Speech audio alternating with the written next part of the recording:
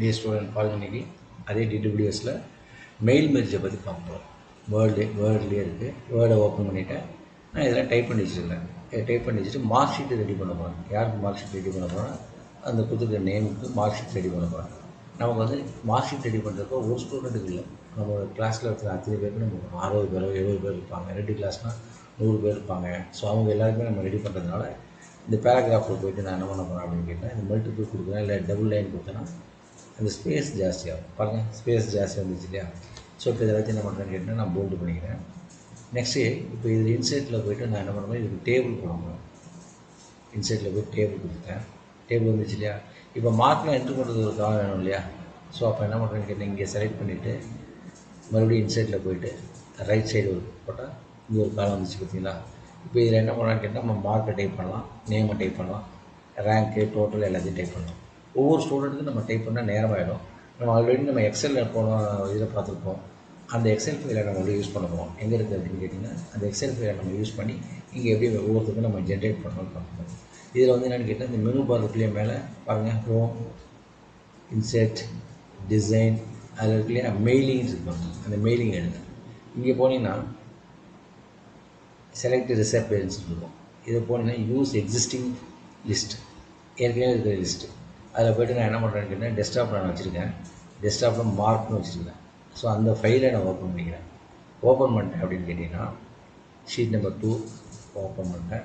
இங்கே அந்த ஃபீல்டு வந்துச்சு பாருங்கள், இன்சர்ட் ஃபீல்டு வந்துச்சு. அந்த ஃபீல்டு வந்துச்சு பார்த்தீங்கன்னா நேம்.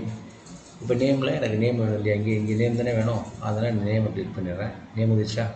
நெக்ஸ்ட்டு இங்கே வராது, அந்த இது மட்டும் தான் வரும், டேக் மட்டும் தான் வரும். தமிழ். மேக்ஸ் மார்க்குக்கு மேக்ஸ் ஃபீல்டு எனக்கு வேணும், மேக்ஸ். ஃபிசிக்ஸ் மார்க்குக்கு ஃபிசிக்ஸ் ஃபீல்டு எனக்கு வேணும், ஃபிசிக்ஸு. அதுமாதிரி ஒவ்வொரு டேகு. கெமிஸ்ட்ரி மார்க் வேணுமா? Chemistry field. டோட்டல் வேணும் இல்லையா? அதில் டோட்டல் ஃபீல்டு. ஃபைனலாக ரேங்க் வேணும், ரேங்க் ஃபீல்டு.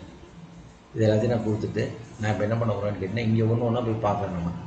ஸோ இதை ஃபஸ்ட்டு நம்ம பார்க்குறோம் அப்படின்னா ஒன்று ஒன்றா நம்ம எந்தெந்த இது அப்படின்ட்டு பார்க்கலாம். எத்தனை ப்ளீஸ் கொடுத்துட்டோம் அப்படின்னு கேட்டிங்கன்னா, edit individual document, print document. டேரெக்டாகவும் பிரிண்ட் பண்ணலாம், இல்லை ஒன்று ஒன்றா கூட எடிட் பண்ணி பண்ணலாம். இப்போ பாருங்கள், ஆல் ரெக்கார்ட்ஸ். ஓகே, இப்போ பாருங்கள், கவிதாவுடைய மார்க் வந்துச்சு, எல்லாமே சரணுடைய மார்க் வந்துச்சு. எக்ஸல் ஃபைல் பார்க்காதவங்க அந்த எக்ஸலை பார்த்துட்டு இங்கே வாங்க, ஈஸியாக தெரியும் உங்களுக்கு என்னென்ட்டு. ஸோ அவங்களுடைய மார்க் எல்லாமே இங்கே வந்துச்சு பாருங்கள். தினேஷ், பாலா, வீணா எல்லாருடைய மார்க் வந்துச்சுக்கோங்க. தெரியுதா? நம்ம என்ன கொடுத்தோமோ அத்தனை பேருடைய மார்க்கும் இங்கே வந்துடும். அதான் டேட்டா. இப்போ நம்ம என்ன பண்ணுறோம்னு கேட்டால், ஆக்சுவலாக இது எக்ஸல் ஃபைலில் எப்படி இருக்குன்னு பாருங்கள். இங்கே இருந்து பாருங்கள், தெரியும். எக்ஸலில் இப்படி இருக்கும்.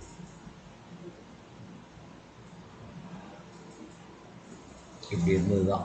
இங்கே கவிதாவுக்கு மார்க் இருக்குது. அந்த இவங்களுடைய மார்க் தான் என்ன ஆகுதுன்னு கேட்டால், இங்கே நமக்கு எல்லாமே வந்துச்சு. ரேங்க்கு, டோட்டல் பாருங்கள், வரிசையாக இருந்துச்சு இல்லையா? எப்படி பண்ணுறோம் அப்படின்னா, நம்ம எங்கே போகிறோம் அப்படின்னா மெயிலிங் போயிடணும். அதுக்கு வந்து பேரண்ட் டாக்குமெண்ட்டை ஃபஸ்ட் எடுத்துக்கணும். இதை க்ளோஸ் பண்ணிக்கிறேன், டோன்ட் சேவ் கொடுத்துறேன். இப்போ வேர்டு எடுத்துக்கிறேன்.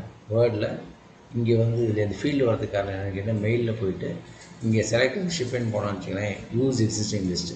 எந்த எக்ஸல் ஃபைல் நம்ம வச்சுருக்கோமோ அதை இங்கே எடுத்து வரப்போம். அதை கொடுத்தோம்னா இந்த ப்ரௌசர் வரும். அதில் போய்ட்டு டெஸ்க்டாப்பில் நான் வச்சுக்கிறதுனா டெஸ்க்டாப் போகிறேன். அதில் மார்க்குங்கிறதா மார்க் போகிறேன், ஓப்பன் கொடுக்குறேன்.